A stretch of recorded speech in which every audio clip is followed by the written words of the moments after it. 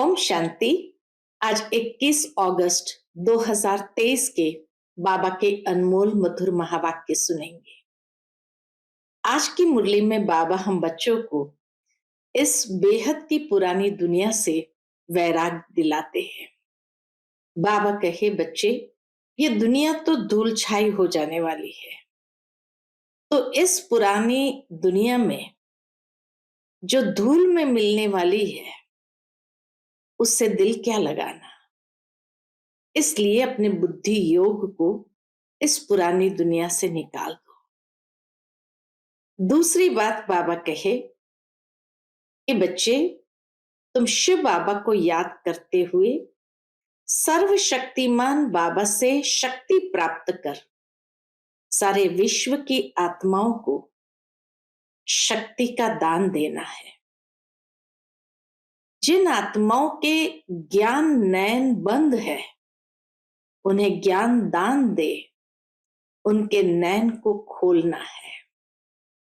साथ ही साथ बाबा कहे कि मनुष्य की एक ही कामना रहती है कि बस सुख शांति प्राप्त हो, परंतु बाबा कहे तुम्हें उन्हें रियलाइज कराना है कि अशांत करने वाला कौन है।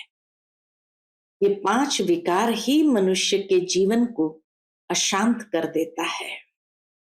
और इसीलिए जैसे ही पवित्रता को धारण करते हैं तो कहा जाता पवित्रता सुख शांति की जननी है।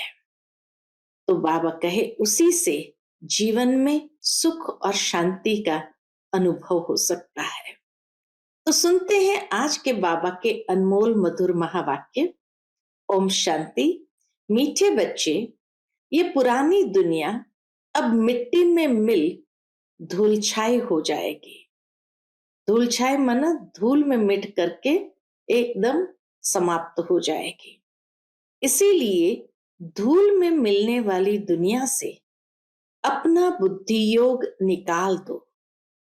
आज की मुरली से प्रश्न है, मनुष्य की कौन सी चाहना एक बाप ही पूरी कर सकते हैं?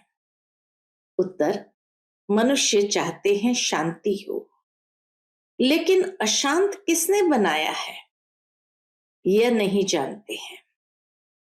तुम उन्हें बतलाते हो कि 5 विकारों ने ही तुम्हें अशांत किया है। भारत में जब पवित्रता थी तो शांति थी। अब बाप फिर से पवित्र प्रवृत्ति मार्ग स्थापन करते हैं जहां सुख शांति सब होगी। मुक्ति जीवन मुक्ति की राह बाप के सिवाय कोई बतला नहीं सकता। आज की मुरली से पहले गीत बजा है, इस पाप की दुनिया से दूर कहीं ले चलो। ओम शांति। यह किसका सत्संग है? मनुष्य सत्संगों में जब जाते हैं तो कोई न कोई साधु संत महात्मा आदि गद्दी पर बैठ शास्त्र आदि सुनाते हैं, परंतु वहां एम ऑब्जेक्ट कुछ भी नहीं रहती। सत्संग से क्या प्राप्ति है यह कोई को पता नहीं। ऐसे भी नहीं गुरु के सिर्फ फॉलोअर्स ही उनके पास आते हैं, नहीं, जो चाहे जाकर बैठ जाते हैं। फॉलोअर्स हो या कोई भी हो, किसी भी धर्म वाला हो, समझते हैं फलाना महात्मा आया है, झट भागते हैं। उसको कहा जाता है सत्संग। महात्मा आदि कोई न कोई वेद शास्त्र की ही बातें समझाते हैं। महात्मा अगर बैठेंगे तो कोई न कोई वेद शास्त्र आदि की ही बातें समझाते हैं। वास्तव में सत परमात्मा तो एक ही है, बाकी है मनुष्य का संग। सत परमात्मा ही नर से नारायण बनने की सत्य कथा सुनाते हैं। सत्य नारायण की कथा होती है पूर्णमासी के दिन। अभी तुम जानते हो कि सच्ची सच्ची पूर्णमासी यह है जबकि रात से दिन होता है। तुम 16 कलश संपूर्ण बनते हो। वास्तव में ज्ञान सूर्य को कभी ग्रहण नहीं लग सकता है। ग्रहण तो इन सूर्य चांद आदि को लगता है जो पृथ्वी को रोशनी देते हैं। ज्ञान सूर्य तो है ही सबको रोशनी देने वाला, उसकी ही महिमा गाते हैं। ज्ञान सूर्य प्रज्ञा, अज्ञान अंधेर विनाश। यहां तो तुम सब बच्चे बैठे हो, बाहर वाले को अलाउ नहीं किया जाता है, वह तो कुछ समझेंगे नहीं। बाप कहते हैं, मैं तुम बच्चों के ही सन्मुख आता हूं, पाप आत्माओं को आकर पुण्य आत्मा बनाता हूं, मंदिर में रहने लायक बनाता हूं। वह है पावन दुनिया शिवालय। शिव ने स्वर्ग की रचना की, उसमें कौन रहते हैं?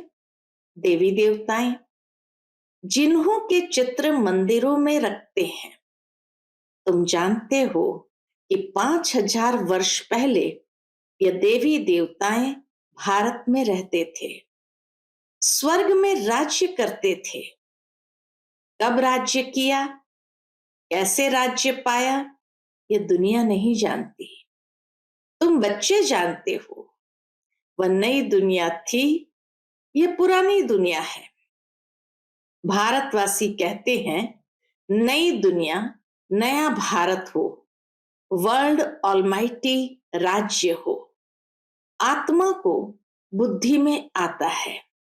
यहां देवी देवताओं का राज्य था, परंतु यह विचारों को पता ही नहीं कि यह ऑलमाइटी अथॉरिटी का राज्य कब और किसने स्थापन किया।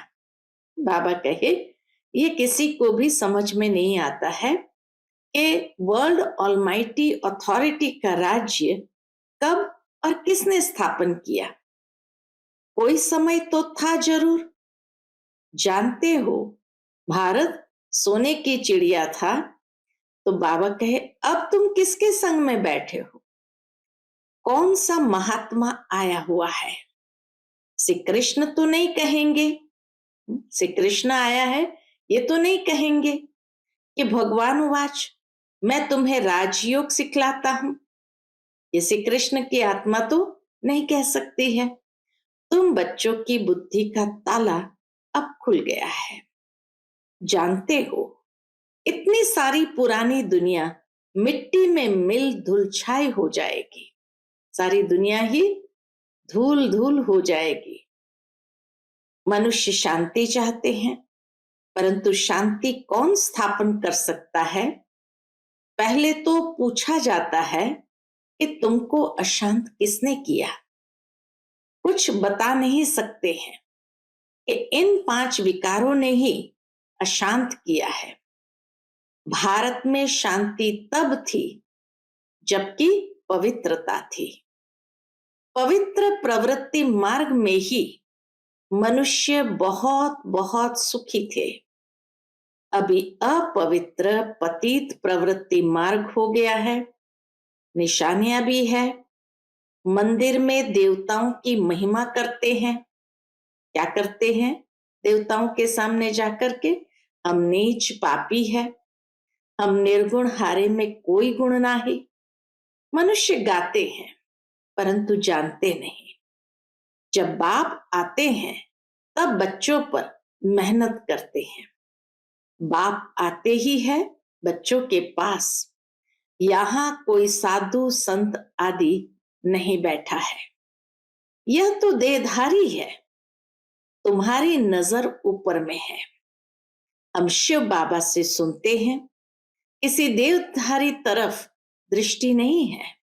बाबा कहे, किसी देहधारी तरफ दृष्टि नहीं है। कृष्ण भी देहधारी बच्चा है, गर्भ से जन्म लेता है।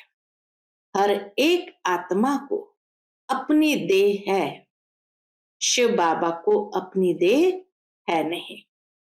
नाम तो देह यानी शरीर पर पड़ता है, आत्मा का नाम तो आत्मा ही है। कहते भी है महान आत्मा, पापात्मा, पाप परमात्मा तो कभी नहीं कहा जाता है, फिर अपने को परमात्मा कैसे कहला सकते हैं? परम पिता परमात्मा तो एक ही है, वह है सुप्रीम बाप, परम धाम में रहते हैं। तुम कहते हो परम आत्मा, सुप्रीम, वह है निराकार, उनको मिलाकर नाम पड़ गया है परमात्मा। उनको ही सभी याद करते हैं।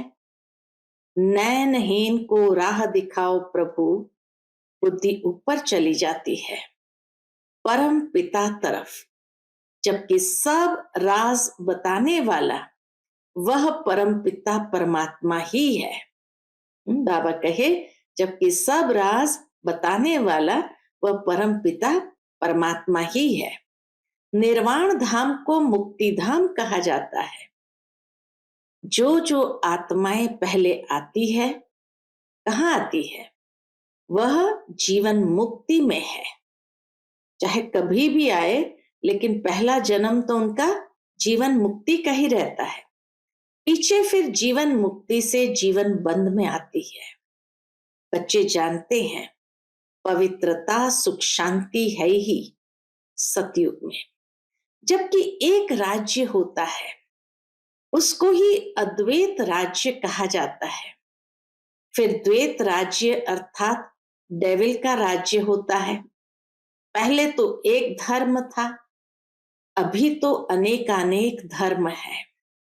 बच्चे इस सारे सृष्टि चक्र को अच्छी रीति नंबरवार पुरुषार्थ अनुसार जानते हैं, और कहाँ एम ऑब्जेक्ट नहीं है।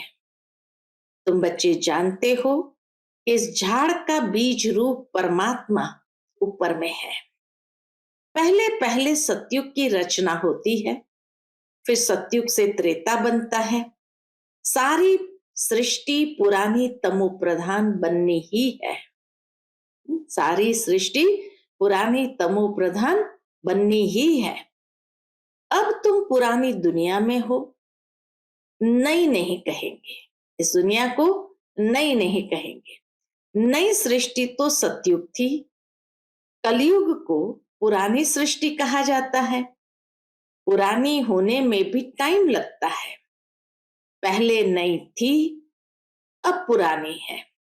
भारत में आजकल सब चाहते हैं नई दुनिया हो, उसमें नया भारत हो, वर्ल्ड ऑलमाइटी अथॉरिटी राज्य हो, देवी देवताओं का राज्य ऑलमाइटी अथॉरिटी ने ही स्थापन किया था।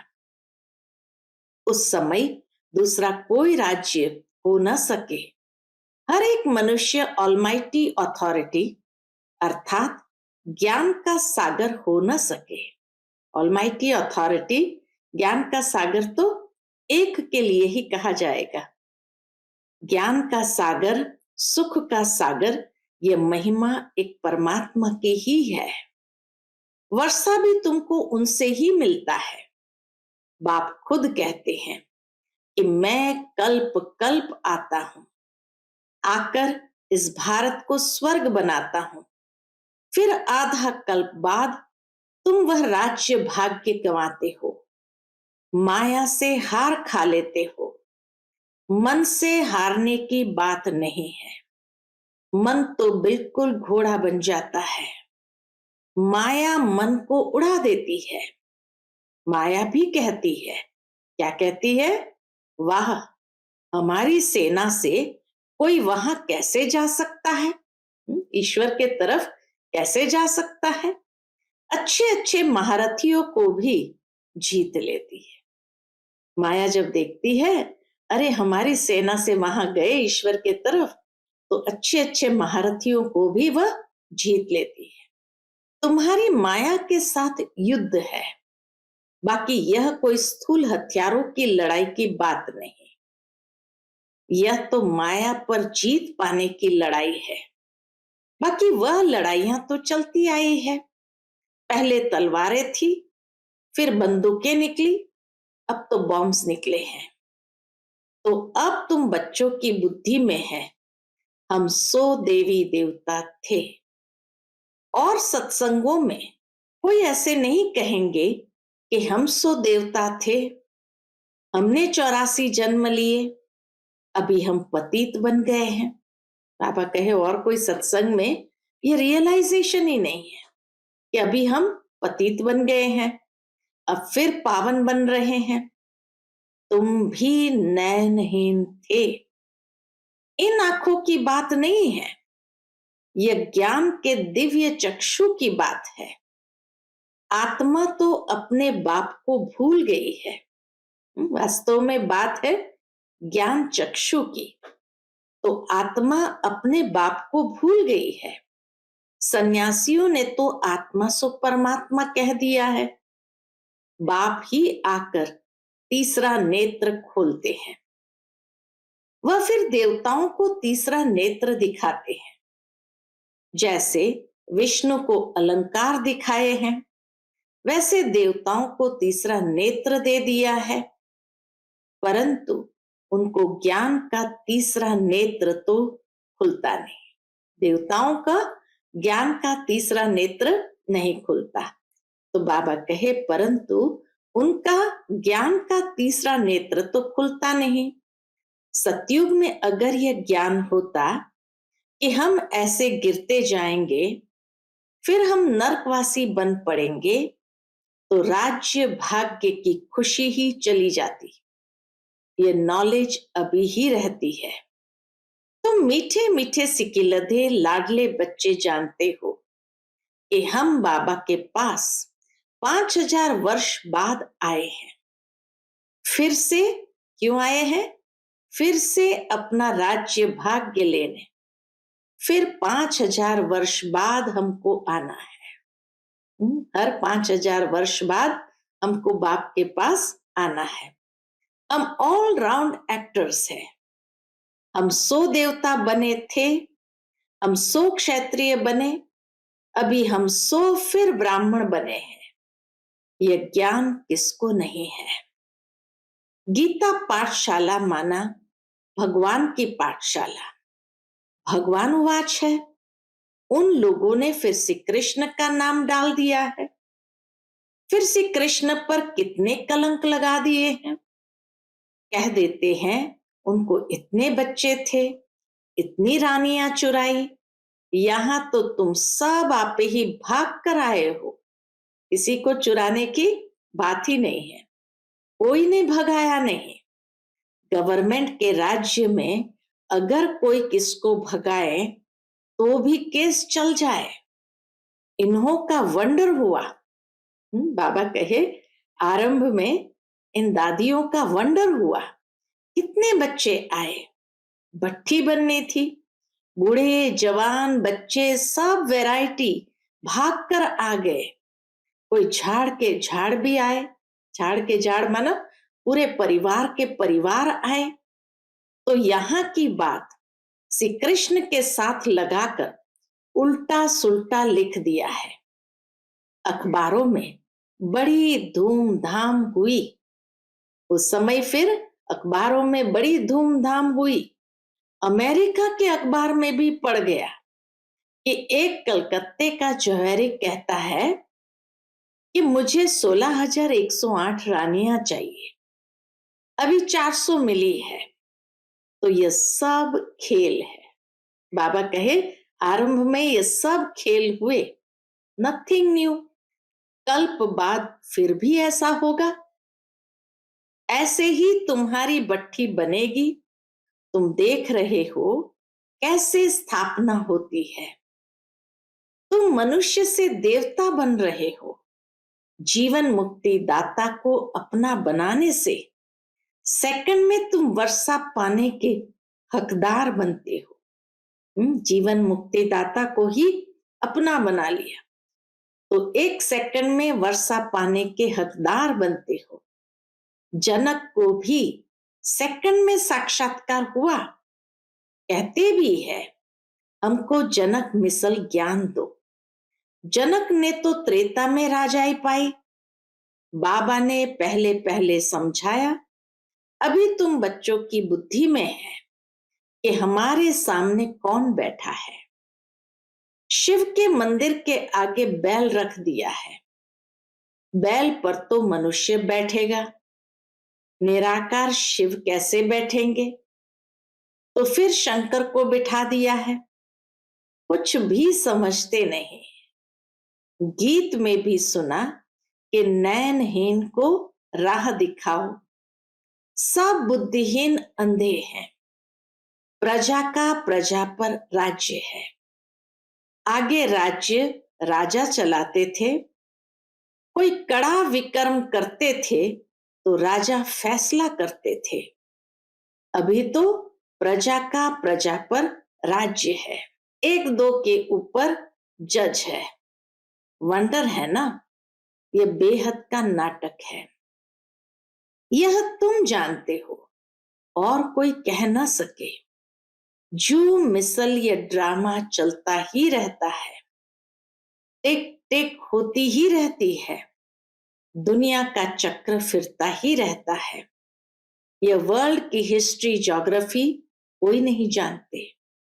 कहते हैं पत्ता भी ईश्वर के हुक्म पर चलता है। पत्ता पत्ता हिलता है वृक्ष के तो भी हुक्म पर हिलता है, परंतु यह तो ड्रामा है। मक्खी यहां से पास हुई, फिर कल्प बाद रिपीट होगी। ड्रामा को समझना है, मनुष्य ही समझेंगे। बाबा कितना अच्छी रीति समझाते हैं। बाबा वर्ल्ड ऑलमाइटी अथॉरिटी है। कहते हैं मैं भी ड्रामा के बंधन में बांधा हुआ, मैं खुद आकर पतित को पावन बनाता हूं। अभी तुम बाप से शक्ति लेते हो माया पर जीत पाने के लिए। बाबा से शक्ति लेते हैं इसलिए माया पर जीत पाने लिए। माया दुश्मन ने तुमको बिल्कुल कंगाल बना दिया है। माया दुश्मन ने तुमको बिल्कुल कंगाल बना दिया है। न हेल्थ न वेल्थ है। अभी तुम समझते हो कि हम विश्व के मालिक बनते हैं, वहां तो हेल्थ वेल्थ हैप्पी सब होगा। परमात्मा को ही कहते हैं कि आकर राह बताओ, रहम करो, आकर मुक्ति जीवन मुक्ति दो। आत्मा ही पुकारती है, ओ बाबा आकर हमें दुख से छुड़ाए, स्वर्ग में सुखी बनाओ। गाया भी है दुख हरता सुख करता। बाप ने सुख दिया, फिर उनको स्वर्ग में याद करने की दरकार नहीं रहती है। बाप ने सुख दिया, सुख मिल गया, उसके बाद उनको याद करने की दरकार नहीं रहती। सब बच्चों को सुखी बना देते हैं। आगे 60 वर्ष की आयु में बच्चों को राज्य भाग्य दे खुद वानप्रस्थ में चले जाते थे। तो बेहद का बाप भी कहते हैं मैं जानता हूं तुम सबको माया ने बहुत दुखी किया है, तो अब ले चलने आया हूं। अब यहां से ले चलने आया हूं। निर्वाण धाम व वानप्रस्थ की एक ही बात है। निर्वाण धाम कहो या वानप्रस्थ कहो, बाबा कहे एक ही बात है। वानप्रस्थ अर्थात वाणी से परे स्थान, स्वीट साइलेंस हो। फिर जाएंगे अपनी स्वीट राजधानी में। अभी तो दुख धाम है। तुम कहते हो हम स्वदर्शन चक्रधारी बनते हैं और बनाते रहते हैं, संपूर्ण तो अंत में ही बनेंगे। कहते हैं स्वदर्शन चक्रधारी विष्णु व श्री कृष्ण है। ये कैसे हो सकता है? यह बातें तो तुम ही समझ सकते हो। बाबा कहे ये गुह्य बातें तो तुम ही समझ सकते हो। स्वदर्शन चक्रधारियों को नशा होना चाहिए। शिव बाबा हमको स्वदर्शन चक्रधारी बनाते हैं। हम संपूर्ण अंत में बनेंगे, इसलिए अलंकार देवताओं को दे दिए हैं। क्योंकि तुम अभी संपूर्ण नहीं बने हो। तुमको अलंकार शोभेंगे ही नहीं, इस वक्त अगर देंगे तो शोभेंगे भी नहीं। देवताएं हैं संपूर्ण, इसलिए उन्हों को दे दिए हैं। अच्छा, मीठे मीठे सिकिलधे बच्चों प्रति माता पिता बाप दादा का याद प्यार और गुड मॉर्निंग। रूहानी बाप की रूहानी बच्चों को नमस्ते। हम सब रूहानी बच्चों की रूहानी माता पिता बाप दादा को याद प्यार, गुड मॉर्निंग और नमस्ते। नमस्ते, शुक्रिया बाबा, शुक्रिया। आज की मुरली से धारणा के लिए मुख्य सार है। पहली पॉइंट, बेहद ड्रामा के राज को बुद्धि में रख नथिंग न्यू का पाठ पक्का करना है। वाणी से परे रह वानप्रस्थ अवस्था में जाना है। दूसरी पॉइंट, माया दुश्मन पर जीत पाने के लिए सर्वशक्तिमान बाप से शक्ति लेनी है। ज्ञान नयनहीन आत्माओं को ज्ञान नेत्र देना है। आज का बाप दादा का मधुर वरदान हम बच्चों के प्रति है, मन को अमन व दमन करने के बजाय सुमन बनाने वाले दुरांदेशी भव। मन को अमन व दमन करने के बजाय सुमन बनाने वाले दुरांदेशी भव। भक्ति में भक्त लोग कितनी मेहनत करते हैं, प्राणायाम चढ़ाते हैं, मन को अमन करते हैं। आप सबने मन को सिर्फ एक बाप के तरफ लगा दिया, बिजी कर दिया, बस मन को दमन नहीं किया, सुमन बना दिया। अभी आपका मन सुमन यानी श्रेष्ठ संकल्प करता है, इसीलिए सुमन है। मन का भटकना बंद हो गया, ठिकाना मिल गया, आदि मध्य अंत तीनों कालों को जान गए तो दुरांदेशी विशाल बुद्धि बन गए, इसलिए मेहनत से छूट गए। आज का स्लोगन है, जो सदा खुशी की खुराक खाते हैं वे सदा तंदुरुस्त और खुशनुमा रहते हैं।